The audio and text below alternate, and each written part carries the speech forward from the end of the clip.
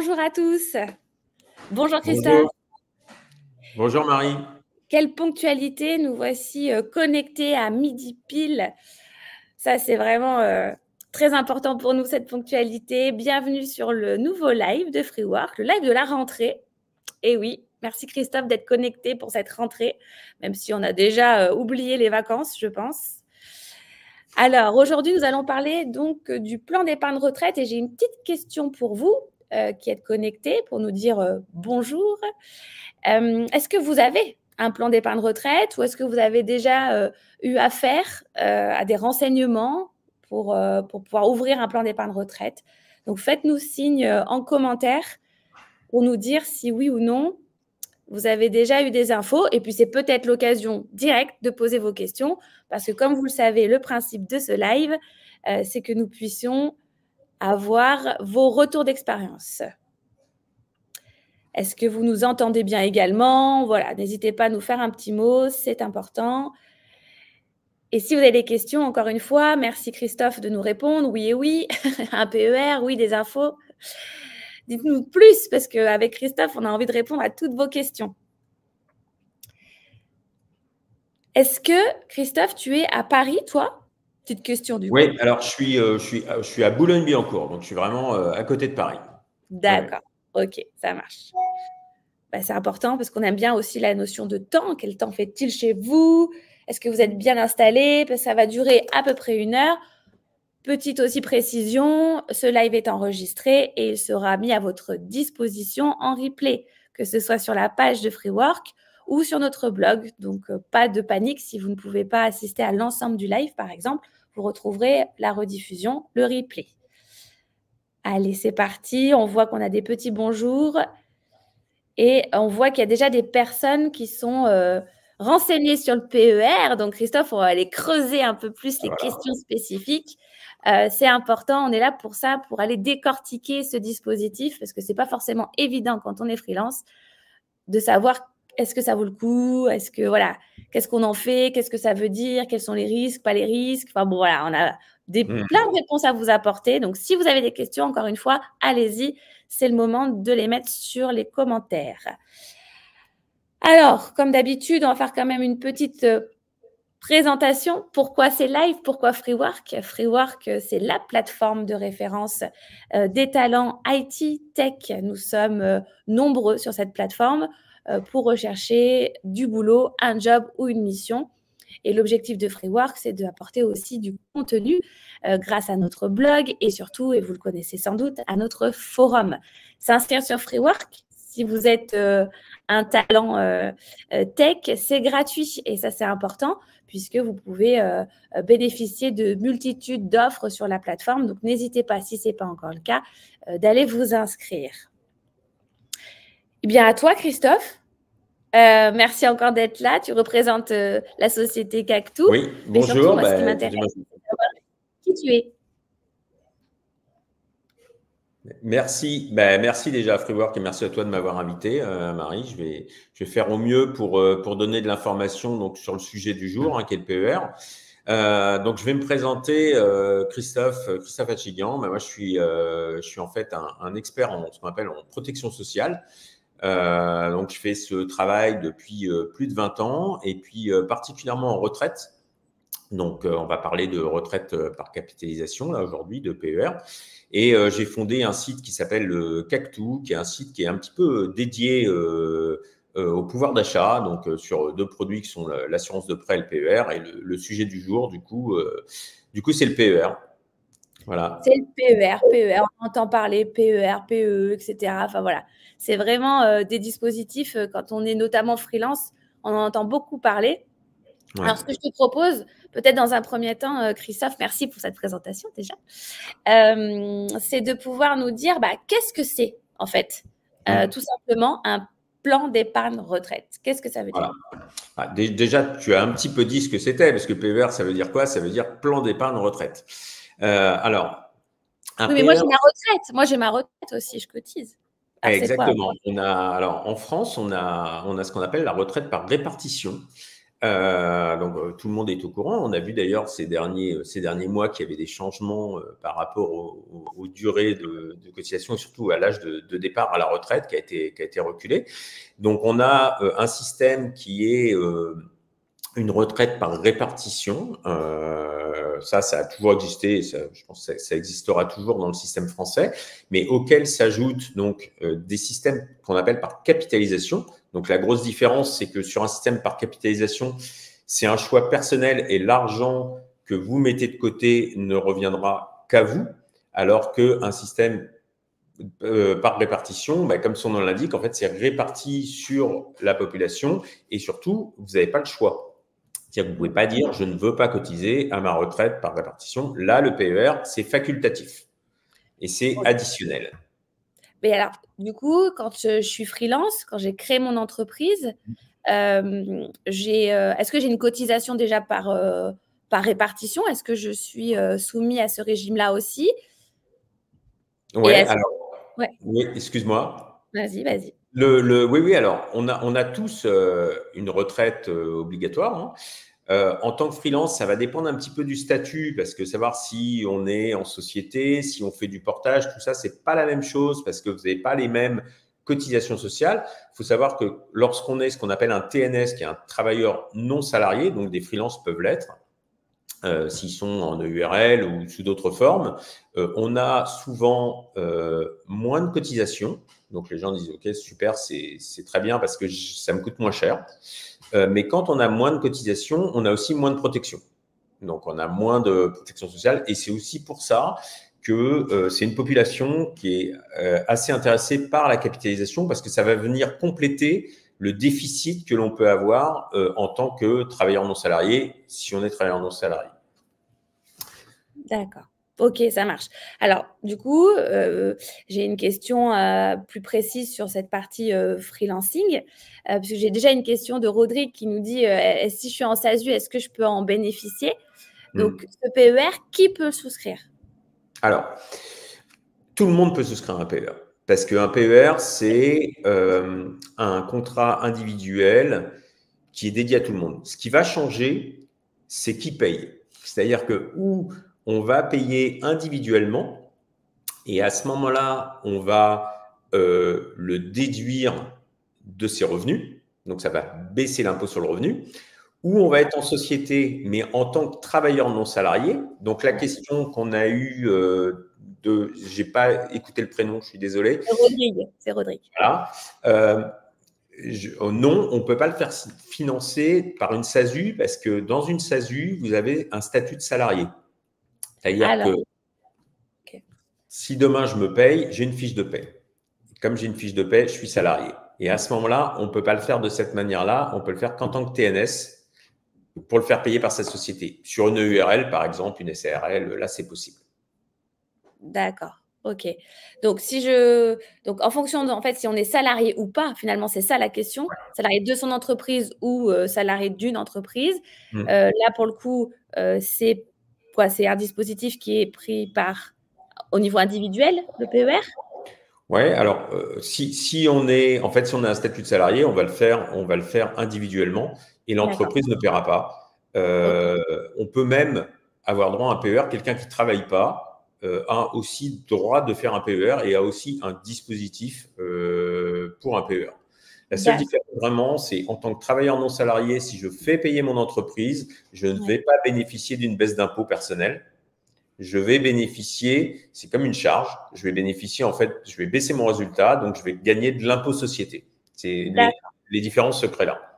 Ok, ça marche. J'espère que ça a répondu à Rodrigue sur cette question-là. Après, si vous avez des questions très personnelles et très spécifiques, on a oublié de le préciser en introduction, mais nous avons Félix qui est connecté aussi sur le live, qui peut aussi répondre à ces questions-là ou vous aller directement vous renseigner auprès de Christophe et Félix après le live. Donc voilà, si c'est trop personnel, c'est aussi des questions qui sont très spécifiques. Et là, on va essayer de répondre au plus général. En tout cas, c'est assez précis. Donc, en fait, la bonne nouvelle, si je comprends bien, Christophe, c'est que peu importe notre situation, on peut ouvrir un PER. On est libre. OK. Alors, tu nous as dit quelque chose d'assez intéressant par rapport au PER. c'est que c'est déductible des impôts, que ce soit des impôts sociétés ou des impôts personnels. Est-ce que tu peux nous en dire un petit peu comment je peux réduire mes impôts grâce au PER?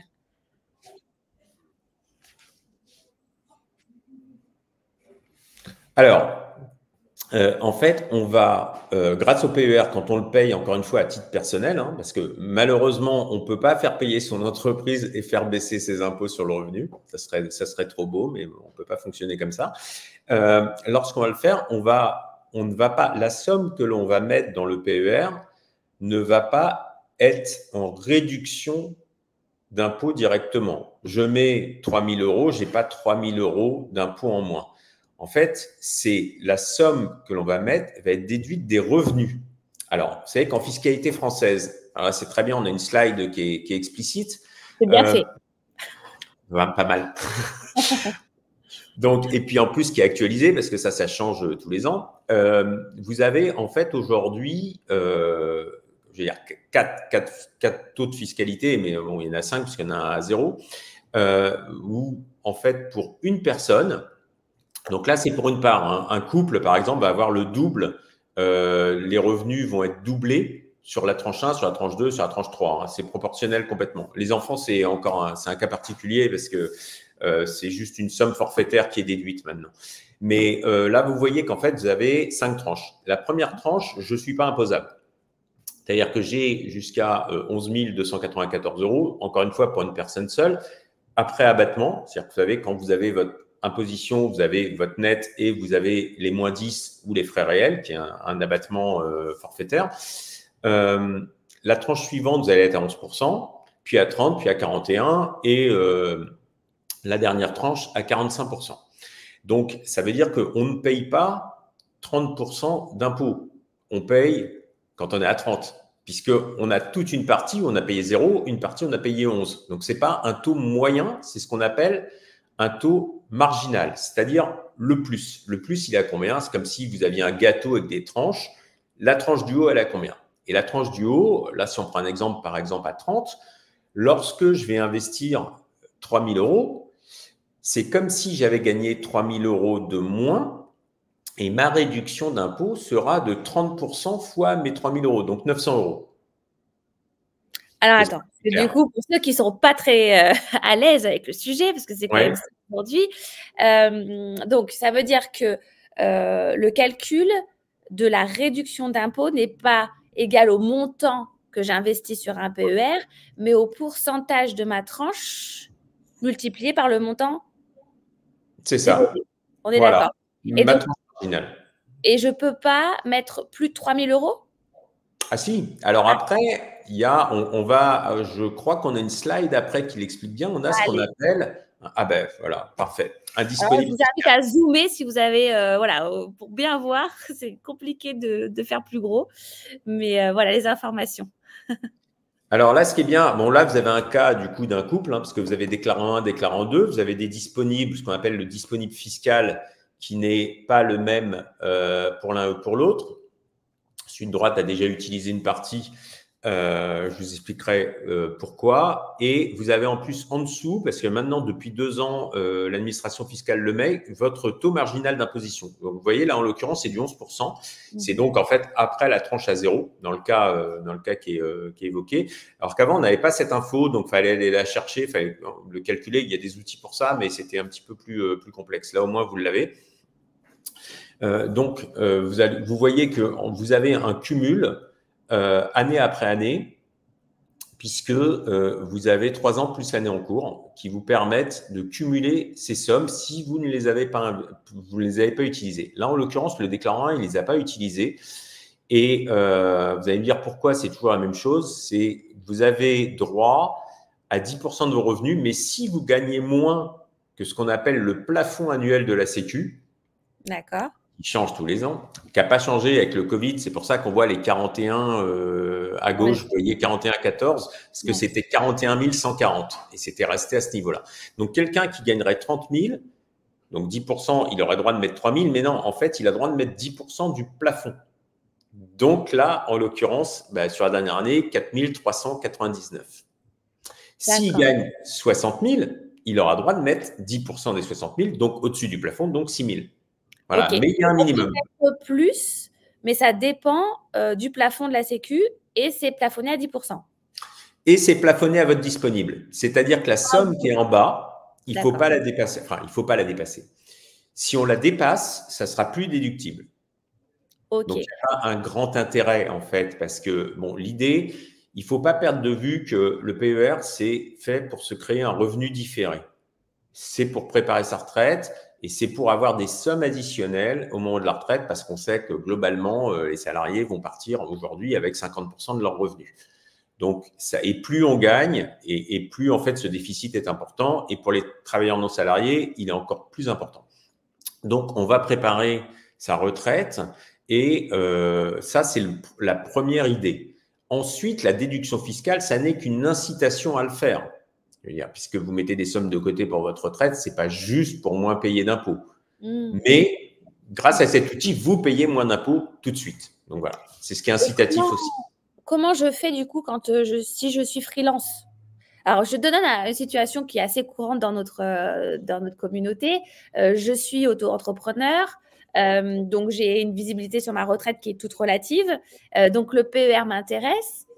Comment ça se passe concrètement avec voilà, comme tu nous le fais là sur ce schéma-là, si je suis auto-entrepreneur, par exemple? Ah ben, en tant alors je suis désolé parce que ça coupe un peu, j'ai un petit problème là C'est pas grave. de son. Mais si j'ai bien compris, c'est comment je fais en tant qu'auto-entrepreneur? Oui. D'accord. Eh ben, en tant qu'auto-entrepreneur, en fait, c'est du perso, ça revient à la même chose qu'un salarié. D'accord. Je vais le Et donc, déduire. je peux le déduire de ma déclaration d'impôt, enfin, comme l'exemple qu'on a sous les yeux. Oui, oui, D'accord. tout à Ok. fait. Super. Voilà. Bon, ben, j'espère que c'est assez clair pour tout le monde, cette partie financière. Si vous avez des questions, n'hésitez pas. Ah, Christophe veut ajouter quelque chose. Pardon. J'ai un petit point qui est important à préciser. On va prendre l'exemple du déclarant 1. Quand vous voyez les 16 741 € qui sont encore la somme en fait des 4 ans, il faut faire attention à quelque chose. Si on ne veut pas perdre en fait d'année, on va dire je vais mettre 4 114 €. Comme ça, je ne vais pas perdre 2021 parce que l'année prochaine, j'aurai plus 2021. J'aurai 2022, 23 et l'année en cours et le 25. C'est toujours les 4 dernières années. Voilà, c'est ça. 3 plus une année en cours, puisqu'on est sur l'année N. Et attention, parce qu'en fait, l'administration fiscale, quand vous allez payer, elle ne va pas vous déduire sur l'année la plus ancienne. Elle va vous déduire là sur les 4 399 qui sont les plus récents. Et ensuite, elle va prendre la plus ancienne. C'est-à-dire que pour ne pas perdre le 2021, idéalement, il faudrait mettre 4114 plus 4399. Alors là, moi, je n'ai pas bien compris, Christophe. Donc, du coup, tu vas pouvoir nous repréciser, s'il te plaît. Essayez d'être plus clair. Ça veut dire qu'il faut mettre les 4000 et les 4100 pour garder l'année 2021. Sinon, on la perd, c'est ça? Oui, alors je ne dis pas il faut, puisque tous les ans, en fait, on recrée un disponible, mais quelqu'un qui voudrait optimiser fiscalement et qui a la trésorerie aussi pour le faire, parce qu'il faut avoir la trésorerie pour le faire, et qui souhaite ne pas perdre d'année, il faut effectivement mettre l'année en cours plus la plus ancienne. D'accord, ok. Voilà. On retient ce conseil-là. Super. Et j'ai une question. Est-ce que je peux mettre 500 €? Bien sûr. Oui, oui. Okay. Est-ce qu'il y a un minimum? Alors, il y a un minimum, ça dépend des compagnies. Ça dépend des compagnies, mais bon, après, très honnêtement, pour préparer sa retraite, il faut mettre, si possible, de façon régulière et en dehors du montant, il faut mettre quelque chose qui soit cohérent avec ses revenus. On n'a pas tous les mêmes revenus et les gens ne mettent pas tous le même montant. Voilà. Ok. Ça marche. J'ai une question de Yasmine qui nous dit, donc ça reprend ce qu'on est en train de se dire sur les années, les fameuses. Est-ce qu'on peut rattraper une année? Donc c'est ce qu'on vient de dire. Oui, mais il faut verser. Enfin, une fois que c'est passé, sinon il faut verser tout d'un coup. C'est ça. En fait, on ne peut rattraper que les années qui figurent sur l'avis d'imposition. Ok. Là, par exemple, 2020, il n'y en a plus. Mais il n'y en a plus. C'est plus possible. Voilà. Super. J'ai aussi une question et ça, c'est super parce que ça répond à la question qu'on avait prévue ensemble aussi tout à l'heure. C'est est-ce que je peux avoir plusieurs PER? Parce que du coup, est-ce que le montant là que tu nous donnes en disant les 4 114 euros, est-ce que je peux avoir 2 fois 4 114 euros? Je connais la réponse, mais c'est pas grave. Ou est-ce que je peux faire 2 fois 2000 sur différents PER? Est-ce que c'est intéressant? Enfin, dis-nous. Alors, oui, on n'est pas limité en nombre de PER. Ok. On peut en avoir plusieurs. L'intérêt d'en avoir plusieurs, parfois, c'est sur des personnes qui ont des grosses cotisations pendant plusieurs années et qui veulent être sur 2 types de gestion différentes, sur 2 compagnies différentes. Sinon, il n'y a pas d'intérêt à avoir plusieurs PER. Mais on peut le faire, légalement, on peut le faire. En tout cas, ce n'est pas limité à un seul. On ne peut pas avoir plus de moyens si on a de PE dans PER, pardon. Dans tous les cas, c'est plafonné à ce qu'on a vu tout à l'heure sur l'avis d'imposition. Ouais, la question est intéressante. C'est effectivement le fait d'avoir plusieurs PER ne va pas multiplier ce qu'on appelle le disponible, c'est-à-dire mon droit à défiscaliser. Si j'ai 10 000, je peux avoir 2 PER, je n'aurai pas 20 000.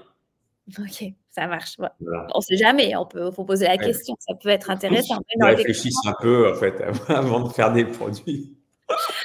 On n'y est pas. Alors justement, on sait qu'il y a d'autres produits, comme tu dis, donc le PER.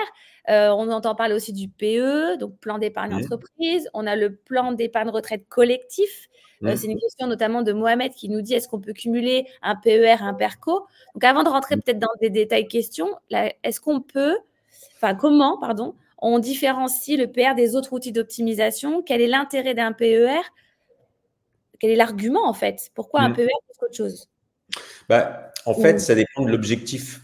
Ça dépend de l'objectif. Le PER, c'est un produit de retraite. Donc, quelqu'un qui veut épargner et qui va avoir besoin de liquidité à court terme, il ne va pas prendre un PER parce que ce n'est pas adapté.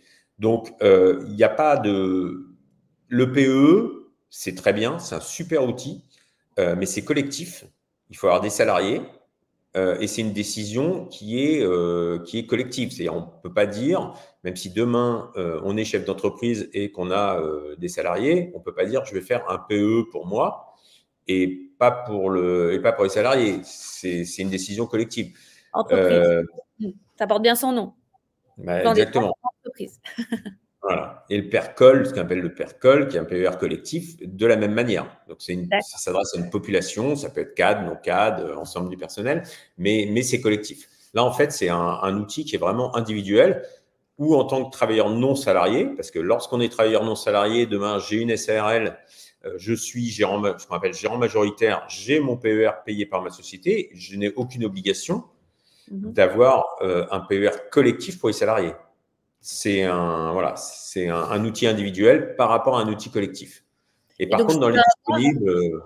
Je peux avoir un PER et un PERCO. Oui. Okay. Mais l'abondement de… Alors après, je ne vais pas rentrer peut-être dans trop de techniques, mais quand on calcule le disponible, l'abondement de l'entreprise au PERCO vient en déduction en fait de ce qu'on a droit de mettre. Voilà, c'est là où… Ouais. Bon, c'est pareil, on a des outils pour ça, mais pour bien calculer quand on est vraiment juste.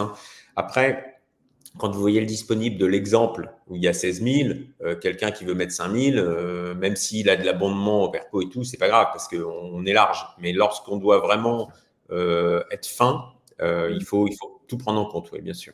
Ok, donc ça répond bien à Mohamed et c'est important. C'est que oui, c'est possible, mais par contre, encore une fois, on ne fait pas exploser les enveloppes et que finalement, l'outil reste restreint par les conditions légales prévues par l'État, tout simplement. Ok, donc là, pareil, encore une fois, j'imagine le conseil qu'on peut donner, c'est faites analyser votre situation, mettez à plat tous vos PE, PER, PERCO, enfin tout ce que vous pourriez peut-être avoir sous le coude. Et ensuite, il faut mettre en place le bon dispositif en face. C'est ça. Alors, on a une question.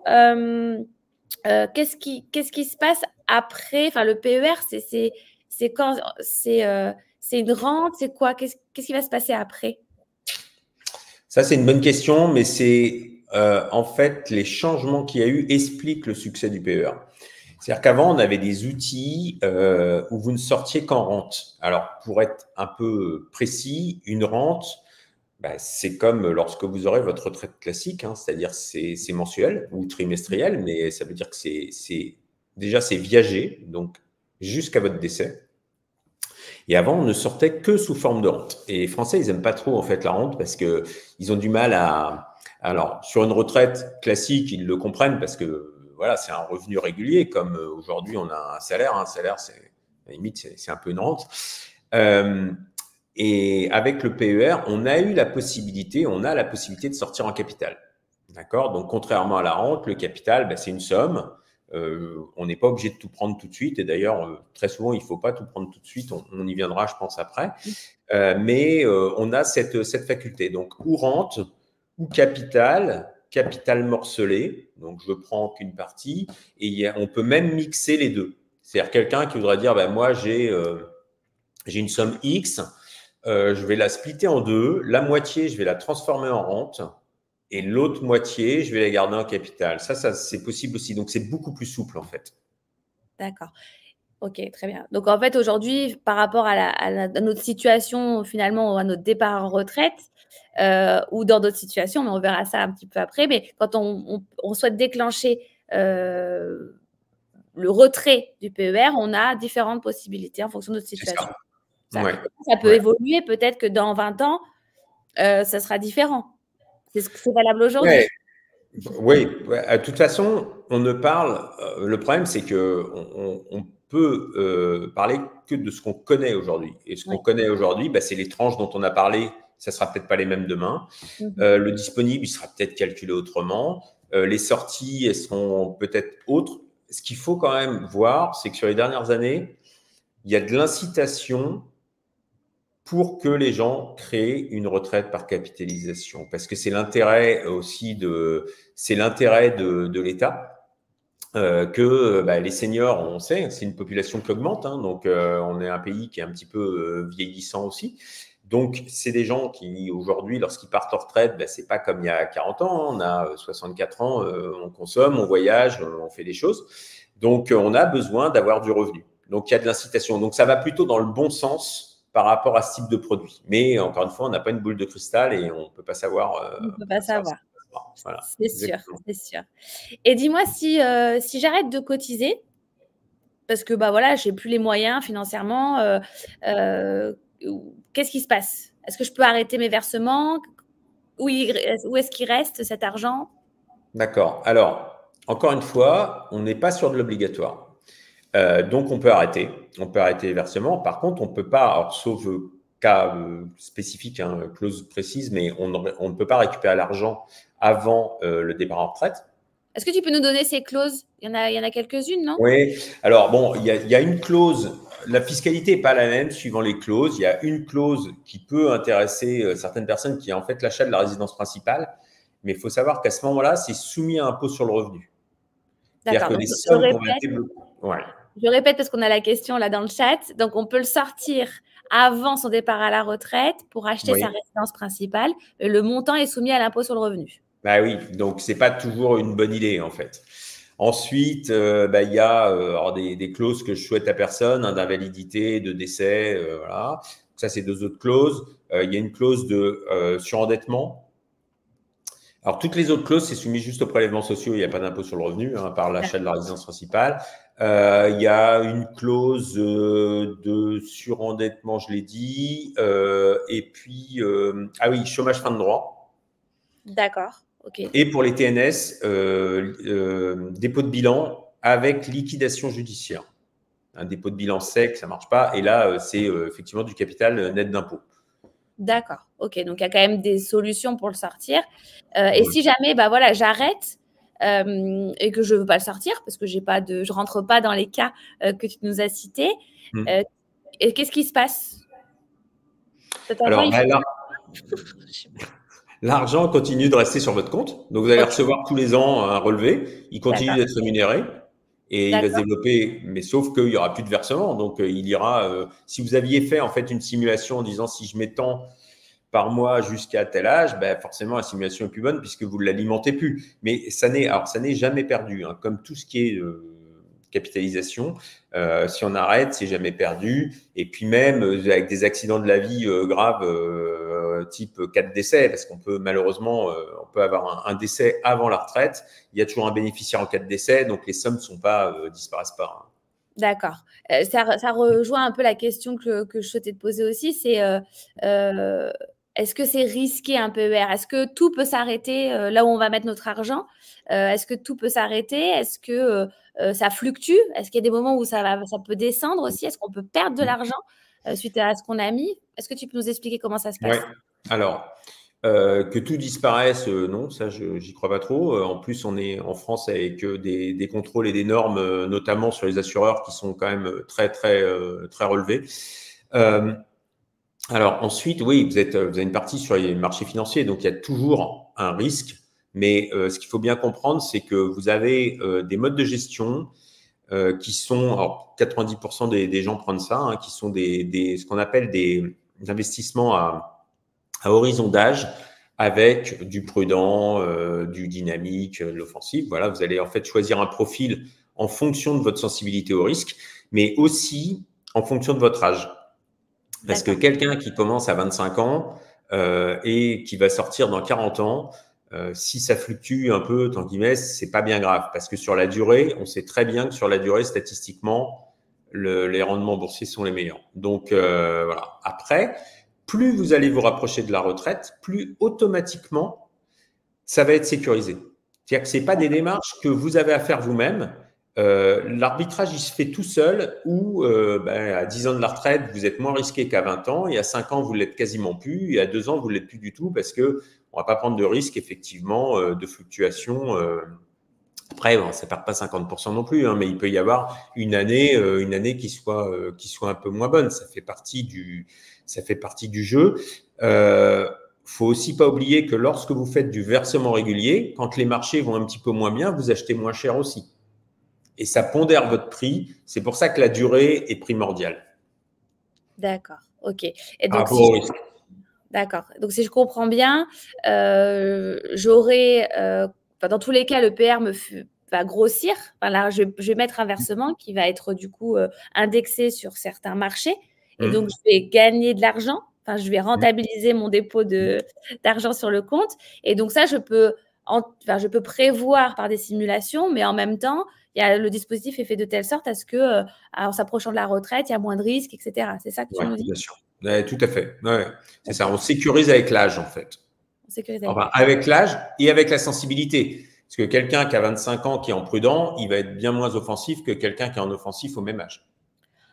Donc, il y a deux facteurs. Ouais, alors je vais poser une question un petit peu bête, puisque j'imagine ta réponse, elle coule de source, mais ton conseil, c'est quoi? C'est de commencer à cotiser le plus tôt possible ou est-ce qu'il vaut mieux attendre d'avoir une visibilité Alors, sur son départ? mon conseil, c'est clairement de commencer le plus tôt possible. Je dirais, c'est presque même décorrélé du montant. C'est-à-dire que quand on fait des simulations entre quelqu'un qui commence tôt, les intérêts composés, puisqu'en fait, on va rémunérer tous les ans, quand on fait, je dis n'importe quoi, 4%, les 4%, ils sont faits sur l'ensemble du capital et des intérêts qui ont déjà été créés. Donc, on rémunère les intérêts, des intérêts, des intérêts, ce qui fait qu'à la fin, vous allez avoir un capital qui va être composé plus d'intérêts quasiment que de versements. Ouais, si à ça, vous retirez en plus votre gain d'impôt sur la durée, et c'est là où effectivement c'est intéressant. Alors, ça ne veut pas dire que si on commence tard, il ne faut pas le faire. Pour une raison simple, c'est qu'on peut sortir en capital. Avant, quand on sortait en rente, il y avait des clients à 3 ans de la retraite, ils disaient je vais m'y mettre, mais ça ne servait à rien. Parce que comme c'était une rente, c'est une division, on allait vous dire vous allez vivre statistiquement 22 ans, donc on coupe votre capital en 22 et on va vous le donner tous les ans. Mais ça faisait des sommes ridicules. Même s'il avait mis beaucoup, parce qu'il l'avait mis trop tard. D'accord. Alors qu'aujourd'hui, en sortant en capital aussi, si on le fait plus tard, c'est toujours intéressant. Mais clairement, la durée, c'est quand on peut, c'est ce qu'il y a de mieux. Ok, ça marche. Le message est bien passé. Merci.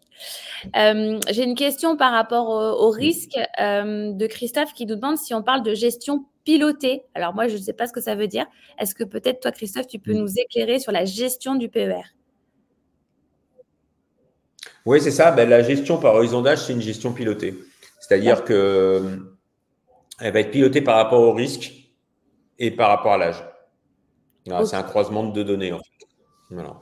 ça marche. Mais elle est gérée, c'est-à-dire que les fonds ne sont pas toujours les mêmes. Il y a des gérants à l'intérieur qui font des arbitrages et qui prennent des options et qui vont sur des nouveaux marchés. Vous avez des thématiques qui se développent, hein. Là, on parle d'intelligence artificielle, il y a plein de nouvelles thématiques qui sont apparues sur les marchés qu'il n'y avait pas il y a 10 ans, par exemple.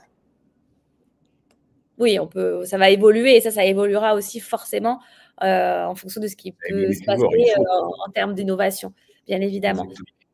Ça va faire le lien aussi, la question de Christophe, Exactement. du coup.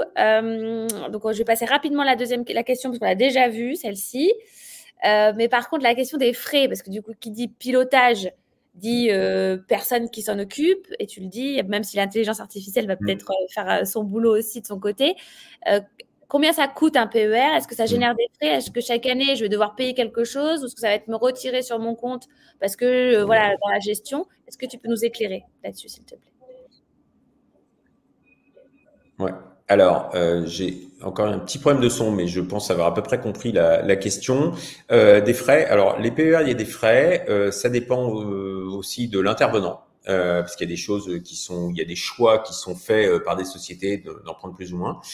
Il peut y avoir, je vais lister un petit peu les frais qu'il peut y avoir, sans parler d'une société en particulier, mais il peut y avoir des frais sur versement. C'est-à-dire, je verse 100, ben, il n'y a pas 100 qui travaillent. Il y a des frais de gestion. Ça, c'est chez tout le monde, parce qu'il faut bien que les gérants soient rémunérés aussi et qu'il y a quand même des intermédiaires qui sont rémunérés entre les deux. Il peut y avoir des frais d'arbitrage, c'est-à-dire je veux changer de support, je passe de tel support à tel support. Alors, je ne veux pas faire peur à tout le monde, hein, parce qu'il n'y en a pas chez tout le monde de ça. Et il peut y avoir, donc j'ai dit des frais de gestion et des frais aussi, ah oui, parce qu'on n'a pas parlé, des frais de transfert. Parce que vous savez qu'en fait, sur un PER, vous pouvez regrouper vos PER ou d'autres dispositifs, hein, pas que le PER, dispositifs de retraite sur le même. Donc, il peut y avoir des frais de transfert sortants. C'est-à-dire que la compagnie qui perd le contrat peut prendre des frais. Alors ça, c'est réglementé légalement. Avant, on n'avait plus le droit au bout de 10 ans. Là, a priori, je crois que c'est 5 ans. Et c'est maximum 1%. Et il peut y avoir des frais entrants à la main de la compagnie qui reçoit, enfin de l'intermédiaire qui reçoit le transfert entrant. D'accord. Donc, il y a quand même il y a plusieurs lignes, mais toutes ces lignes Oui. ne sont pas valables dans toutes les Non. entreprises. Voilà. Et il faut faire peut-être attention à ça. Et qu'est-ce qu'il faudrait regarder d'autre quand on souhaite ouvrir un PER? Je vous dis, la solidité financière de la compagnie, elle est quand même très, très surveillée en France. C'est une fiscalité complètement française, donc vous n'allez pas ouvrir un PER à l'étranger de toute façon, parce qu'il n'y a pas d'intervenant, c'est une fiscalité qui est vraiment franco-française. Après, je pense qu'il faut regarder le suivi et le conseil. Je pense que ça, c'est important parce que c'est pas toujours utile d'ouvrir un PER pour quelqu'un en tout cas fiscalement. Par contre, il y a des gens qui vont dire, moi, je veux ouvrir un PER, alors, je paye pas d'impôts, mais je vais pas déduire en fait mes versements. On a cette possibilité. Ah, Donc on n'est ça pas veut dire obligé. non, ça veut dire que du coup, qu'est-ce qui va se passer? Quand vous allez récupérer votre argent à terme, vous n'aurez pas de fiscalité.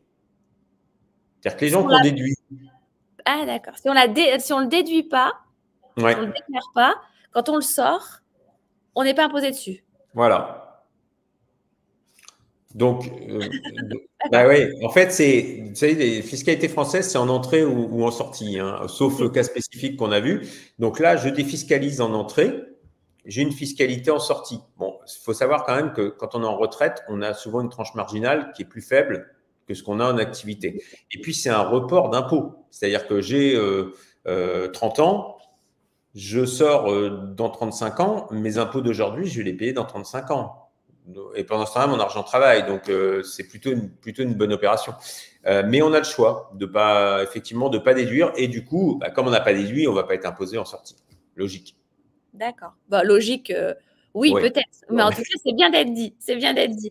Et Exact. par rapport au calcul qui va se faire à la sortie sur cette imposition, évidemment, j'imagine que les personnes qui accompagnent les PER vont pouvoir dire, bah voilà, au moment de la sortie, il y a tant d'impôts qui seront Oui. prévus. Enfin voilà, le conseil va jusque-là, jusqu'à la sortie. Bah, il faut, parce que je vais donner un exemple, mais moi j'ai vu quelqu'un qui avait une très grosse somme euh, qui est sorti en capital, on ne lui avait pas dit. C'est fait Oui. en impôt, ouais, massacré. Alors que là, pour le coup, ouais, il y a besoin de conseils pour le montage, pour l'optimisation, je pense, hein, et en sortie, bien évidemment. Ouais, bien sûr. Ouais, tout à fait. Et est-ce que, parce qu'on sait que la vie des entreprises, notamment celles qui proposent les PER, évoluent, hein, ils peuvent échanger. Est-ce qu'on peut se rapprocher de quelqu'un de spécifique au moment de la sortie de la retraite, entre le moment où je l'ai ouvert, par exemple en 2024, et je pars en 2060? Non. Vers qui je peux me rapprocher? Bah, en fait, En si, fait, si qu'est-ce qu'il y a derrière? ouais, s'il y a un suivi, normalement, entre 24 et 60, si vous avez eu aucune nouvelle de l'intermédiaire qui vous a vendu le PER, c'est que vous pouvez le transférer ailleurs, D'accord. avec quelqu'un qui va s'occuper de vous. Je pense que enfin, moi, je suis assez favorable à faire un point annuel aussi pour une autre raison, c'est que il y a beaucoup de clients qui partent sur des versements réguliers, bon, relativement significatifs quand même, parce que sinon, ça ne veut pas dire grand-chose, mais qui se servent aussi on n'en a pas parlé, mais on a la possibilité de faire des versements exceptionnels. D'accord. C'est-à-dire, je dis, par exemple, j'ai le droit de mettre 10 000 euros, j'ai mis 300 euros par mois, donc je suis à 3006. Donc j'ai encore du disponible. Bah tiens, j'ai eu une rentrée, j'ai eu un truc, j'appelle mon conseiller, on regarde, bah tiens, j'ai 3000 euros, je remets 3000 euros. Donc ça, c'est du versement exceptionnel. Donc ça, c'est du suivi. Faut pas dépasser le disponible. Donc on va regarder combien on a mis, on va regarder l'optimisation, on va regarder la tranche. Parce que tout à l'heure, on a parlé de tranche, mais si vous avez une tranche à 11%, une tranche à 30 et que vous n'avez que 3000 euros qui est traité à 30, quand vous mettez 5000, ben, il y a 3000 à 30 et il y a 2000 à 11. Donc peut-être vaut mieux mettre un peu moins cette année pour optimiser aussi à 30 l'année d'après. Vous voyez, donc tout ça, c'est une discussion qu'on doit avoir avec le client. Après, il fait ses choix, mais au moins il a bien compris le sens de ce qu'il va faire et le sens de ses choix. Et du coup, c'est comme ça qu'on détermine une stratégie, quoi. Ok, je comprends bien. Il faut vraiment regarder au moment le plus opportun. Et ça fait aussi le lien avec une question sur la succession. Quand s'il nous arrive quelque chose et qu'on a un PER, comment ça se passe? Est-ce qu'il y a des frais en cas de succession? Est-ce que ça peut être un moyen potentiellement de laisser quelque chose à Mm. nos petits? Parce que c'est souvent comme ça. Alors c'est un point qui est très, très important. Aujourd'hui, bon, vous savez qu'en France, il n'y a pas de droit de succession entre époux, un conjoint. Donc, demain, je décède, le conjoint va toucher le PER, tout ou partie, hein, parce qu'on peut avoir commencé à le consommer en capital morcelé et qu'il reste de l'argent dessus, ou pas du tout, si on n'y avait pas touché, pour des raisons où on n'était pas encore en retraite, ou on avait fait le choix de ne pas y toucher, parce que, encore une fois, si on a de l'argent disponible ailleurs, le PER, il est fiscalisé, hein, ce qu'on va reprendre. Donc, parfois, on a intérêt à prendre sur autre chose et de le laisser. Et c'est un super outil de protection du conjoint parce que dans le cas d'un décès avec un bénéficiaire qui est l'époux ou l'épouse, le conjoint en tout cas, pas de droit de succession entre époux, pas d'impôt sur le revenu, pas de prélèvements sociaux. Il n'y a rien. Donc, j'ai défiscalisé et il n'y a rien. Et moi, j'ai des clients qui, en fait, ont fait ça un petit peu en protection du conjoint. Ce n'est pas vraiment l'objet au départ. Il faut être marié, on est bien d'accord. Marié ou partenaire de PACS. Partenaire de PACS, ça marche aussi. Ouais. D'accord, ok. Bon, ça, c'est hyper intéressant parce que c'est vrai que des fois, on se dit, bon, à la retraite, on a fait de l'investissement immobilier, on a fait peut-être différentes choses. Mais ça, c'est aussi un moyen d'assurer peut-être les arrières. Après, il y a d'autres dispositifs comme l'assurance vie, etc. Ouais. On ne va pas rentrer dans le sujet aujourd'hui, mais ça pourrait être un sujet aussi de live. Mais oui, ça peut faire l'affaire. Ça répond à la question Alors là, on a parlé du conjoint. Les enfants, ça rentre dans l'actif successoral. Donc, comme une succession classique. Hein. Donc, il y a des abattements, hein, et puis après, ça dépend du montant de la succession, en fait, puisque la taxation est par tranche aussi comme les impôts. Donc, suivant le montant de la succession, il y aura tel ou tel pourcentage qui sera prélevé. Okay. Mais ça n'est jamais perdu.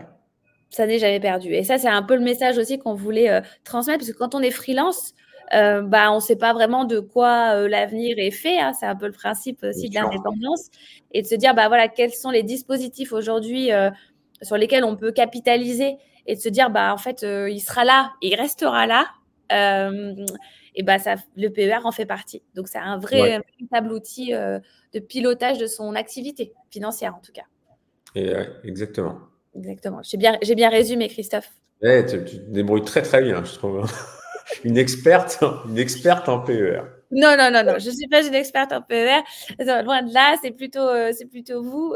Mais c'est vrai que c'est intéressant, parce que c'est des dispositifs auxquels on n'y pense pas, ou en tout cas, on ne nous le pousse pas forcément, surtout quand on a la tête dans le guidon. Et donc, j'espère qu'on a répondu à vos questions. Je suis en train de regarder s'il y a des petites questions plus spécifiques sur lesquelles on pourrait apporter des réponses en sus. J'ai Yael qui dit, à votre avis, est-ce qu'il vaut mieux passer par un courtier pour éviter les mauvaises surprises? Quelles sont aujourd'hui les portes d'entrée pour choisir? C'est peut-être ça la question qu'on peut te poser, Christophe. Moi, je suis assez favorable. C'est vraiment ce qu'on essaye de faire, de donner du conseil. Il y a des personnes qui se disent, non, mais moi j'ai compris, je sais comment ça marche, je me débrouille tout seul, et qui vont souscrire en ligne. L'un n'est pas forcément, c'est pas forcément antinomique, hein. Mais je pense qu'il faut travailler avec des gens qui vous comprennent, et puis qui passent un peu de temps à vous conseiller, quoi. Voilà. Après, chacun fait avec sa sensibilité, hein. Donc c'est compliqué comme question, parce que je pense que ça dépend vraiment de chacun, quoi. Ce qui est sûr, c'est qu'il faut avoir confiance. Le conseil qu'on peut peut-être donner, c'est de se dire que c'est pas anodin. On le voit, hein, c'est quelque chose qui va durer longtemps. Et en même temps, on a vu qu'on pouvait changer de sortie. Hein, on pouvait sortir son PER et le mettre ailleurs. Donc, il y a ça aussi qui peut peut-être aussi permettre de dire, le choix que je fais aujourd'hui, peut-être que dans 10 ans, je changerai, et c'est pas grave. Mais en tout cas, c'est une vraie décision stratégique. Donc, il faut se faire. C'est clair. Et nous, quand on récupère des clients, on fait les transferts, ils se font de toute façon, parce que après, vous avez une habitude de communication avec quelqu'un, vous avez confiance dans cette personne, il vous connaît, et puis du coup, la gestion se fait en même temps, quoi. Je ne veux pas taper sur les banques, mais c'est vrai que très souvent, le personnel des banques qui vendent des PER ne sont pas très bien formés. Ce n'est pas de leur faute, hein, forcément, mais voilà, ils vendent ça parce que c'est un petit peu à la mode, sans trop savoir. Moi, j'ai eu des cas avec des gens qui ne payaient pas d'impôts, mais ils n'avaient pas coché la case pour ne pas être fiscalisé en entrée, et ne pas déduire en entrée, et donc ne pas être fiscalisé en sortie. Vous voyez, ce genre c'est plus qu'un détail, là. Donc, voilà. Oui, c'est un véritable avantage, donc il faut bien. Peut-être que le conseil aussi, c'est quand on souscrit, il faut vraiment poser toutes les questions. Alors, ce live, on l'a fait de cette façon aussi, pour vraiment aller creuser le pourquoi du comment. Mais évidemment, lors de la souscription, n'hésitez pas à reposer les questions pour vraiment bien comprendre ce qui va se passer. C'est très important. J'ai une question de Thomas aussi qui revient sur la fiscalité. On a vu dans l'exemple que tu nous as donné qu'il y avait donc le déclarant 1 et le déclarant 2 quand on est en couple. On est bien d'accord que c'est individuel. Donc, en fait, comment ça se passe si les deux veulent ouvrir un PER? Alors ça arrive très souvent. Nous, on fait très souvent des couples. Alors, le PER est individuel. Je vais remettre la slide. Ouais. Voilà. Donc, déclarant 1, il va avoir son contrat, et déclarant 2, il va avoir son contrat. Donc, les contrats sont individuels. Par contre, la déduction fiscale est commune, puisqu'en fait, c'est une déclaration commune. C'est-à-dire, quand vous êtes en couple, vous déclarez les deux revenus, peu importe s'il y en a un qui gagne 100 et l'autre qui gagne 1, vous allez déclarer 101 et vous allez être fiscalisé, le couple, sur 101. Ça, c'est la fiscalité est commune. La déclaration commune, fiscalité commune. Par contre, le disponible est individuel, mais je vais peut-être pas rentrer dans trop de techniques, mais il y a une case dans la déclaration fiscale qui vous permet d'utiliser le disponible du conjoint. D'accord. On donne l'exemple, le déclarant 1, il dirait, bah, tiens, moi, en fait, j'ai 30 000 euros à investir cette année, donc je voudrais, comme mon déclarant 2, mon conjoint ne se sert pas de son PER, je vais prendre les 16 741 et je vais rajouter les 13 115 qui sont les siens. On peut augmenter, du coup, on peut augmenter ce potentiel voilà. de versement grâce au conjoint. Grâce au conjoint. Ouais, ok. Donc le contrat est individuel, mais l'imposition est commune. Donc, quand il y en a un des deux qui met sur un PER, ça baisse le revenu global qui est taxé et donc ça baisse les impôts globaux, quoi. Du foyer. Voilà. Ouais, et alors, du coup, j'ai une question, ça me vient comme ça. Quand je rentre, je suis non imposable. Je souscris un PER, je suis non imposable, donc je décide d'être imposée à la sortie et pas imposée sur le moment. Et est-ce que mon conjoint doit avoir le même dispositif? Comment on fait quand on sort alors? On a deux dispositifs différents. Si vous êtes non imposable, mais que dans le couple, vous êtes imposable, il faut le déduire, puisque en fait, ça va baisser les impôts du couple. Puisque là, en fait, le couple, c'est encore une fois une déclaration commune.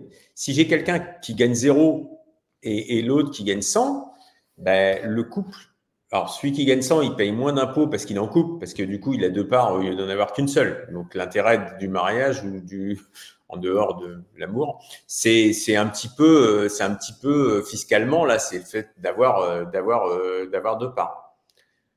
D'accord. Ok. Donc, en fait, si j'entends bien, la réponse qu'on peut donner, c'est que dans tous les cas, quand vous ouvrez un PER et que vous êtes marié, et que vous allez faire déclaration commune, ou que vous allez faire déclaration commune, parce que c'est aussi un choix qu'on peut faire, et ben attention, il faut tout prendre en compte au niveau de la fiscalité et notamment le revenu du conjoint. Voilà. C'est ça. Et ça baissera l'impôt du couple. Voilà. Même si c'est individuel, ça devient plus individuel quand on est marié. C'est pas le contrat de mon conjoint, mais on se met ensemble pour déduire les versements. D'accord. Parce que c'est la question de Loïc qui nous dit, est-ce qu'on peut séparément choisir pour la fiscalité avant la retraite et l'autre après la retraite? Donc, c'est ça ces questions. Ouais. Est-ce qu'on peut séparer les deux? Oui, tout à fait. Donc, on peut avoir un déclarant qui dise, moi, je veux déduire. Donc, du coup, je serai imposé en sortie, et que l'autre qui ne prend pas la déductibilité des cotisations et qui, du coup, touchera d'une aide d'impôt. D'accord. Bien sûr, ouais. Ok, très bien. Eh bien, écoute, je crois qu'on a couvert pas mal de questions. Ce que je retiens, c'est qu'effectivement, en tant que freelance, on peut ouvrir un PER. En tant que salarié, on peut ouvrir un PER, peu importe notre statut, puisque c'est un contrat individuel. C'est ça. Fait. Que pour être bien conseillé, il faut se faire conseiller. C'est mieux. C'est mieux. C'est compliqué, même si voilà, on a de l'information et que nous, on espère vous avoir délivré, grâce à Christophe, et merci encore, un grand nombre de précisions. Mais évidemment, ce n'est pas si simple parce qu'on parle de fiscalité. C'est un vrai sujet. Ouais. Donc, il faut pouvoir aller chercher les informations. Est-ce que tu veux préciser quelque chose, Christophe? Non, je pense qu'on a fait le tour. Déjà, merci à vous. Merci à Freework de m'avoir laissé intervenir dans ce webinaire. J'espère qu'on a apporté pas mal de précisions, qu'on a donné de l'info, que les gens repartent avec des réponses. C'est vrai que c'est pas des sujets très sexy. On parle fiscalité, retraite. Personne n'a envie d'y être tout de suite. Donc voilà, mais bon, c'est important parce que je pense que c'est un bel outil. Voilà, il faut bien le comprendre. Et puis encore une fois, si j'ai un conseil à donner, c'est de le faire tôt. Parce que vous en rendrez peut-être pas tellement compte, et au bout de X années, vous direz j'ai vraiment bien fait de le faire, quoi. Donc on peut l'ouvrir même si on est, à partir du moment où on est majeur, et même si on n'a pas encore travaillé, on peut l'ouvrir en fait. À partir du moment où on a une déclaration indépendante. Oui, c'est ouvert aux personnes majeures. Ok, Voilà, bah, c'est peut-être le mot de la fin. On va pouvoir retrouver beaucoup d'informations, évidemment, auprès de vous, Christophe, et ton équipe. Ouais. N'hésitez pas à vous rapprocher d'eux.